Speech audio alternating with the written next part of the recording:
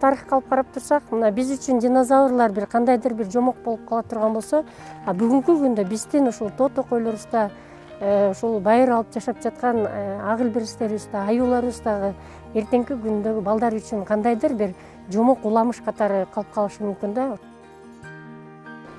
Саламатсыздарбы?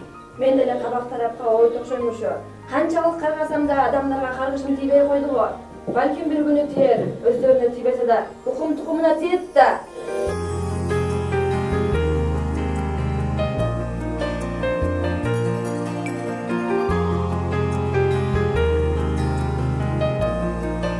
Мунун баары тең биздин өзүбүзгө кайтып келет. Мисалы үчүн мына абаны булгуп атабыз, кандайдыр бир нерсени өрттөп атабыз.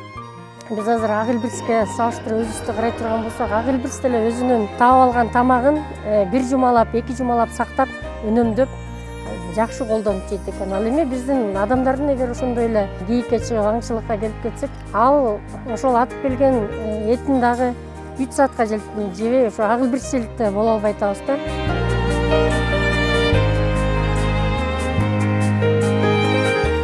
Өзүңдүн күнүмдүк жашооңо көз салып карап турсаң, бул дүйнөдөгү бул прогресстен тышкаркы, прогресстин өсүшүндөн келип чыгып аткан бир табиятка тийип аткан чоң глобалдык таасирден мурун дагы адамдын ар бир күнкү өзүнүн жашоосундагы кыймыл аракетиндеги бир табиятка тийгизген терс таасирлерибиз бул прогресстен да ашык болуп жатат да бүгүнкү күндө. Мына өзүбүздүн эле күнүмдүк жашообузда чыгарган таштандыларыбыз, дайыма эле кандайдыр бир иш чаралар өтөт, бирок кандайдыр бир топ келип эле тазалайт.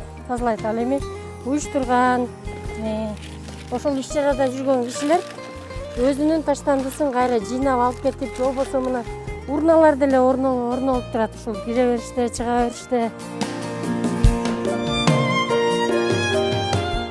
Жогорку маалыматтуулуктун негизинде биздин кадимкидей эле мындай таштанды таштоого болгон көз карашыбыз, ошолорду сорттоого болгон, же болбосо ушул жаныбарларды сактоого болгон көз караштарыбыз абдан чоң өзгөрүүлөргө акырындык менен алып келип жатат. Тилектеш эл коомдук бирикмеси Бириккен Улуттар уюмунун пластиксиз жашоо демилгесин колдойбуз.